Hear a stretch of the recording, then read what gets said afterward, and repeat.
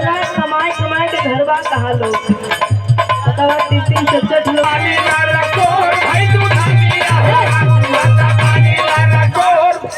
बजाओ रे। अरे ई बतावा तू बड़का समर सिंह बनत हुआ तो तू कविता यादव हो, तू ओकर मरद बनत हुआ तो तू ओकर मेहरारू हो। न बनबा बड़का बाबू। हाँ नाई बड़की माई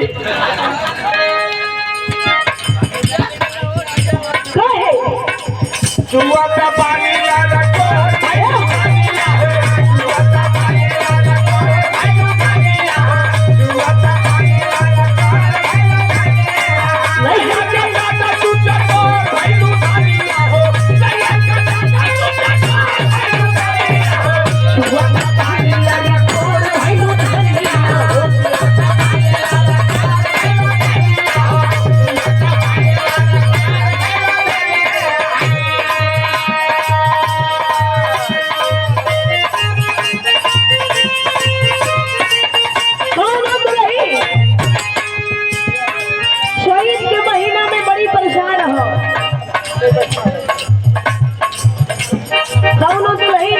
महीना में बड़ी परेशान हो।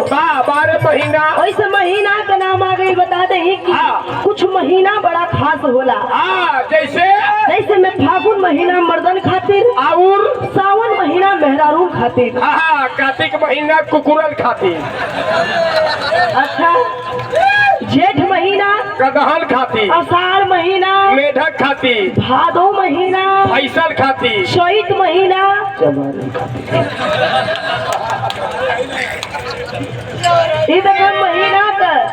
ई महीना का बहुत बड़ा स्पेशलिस्ट हुआ।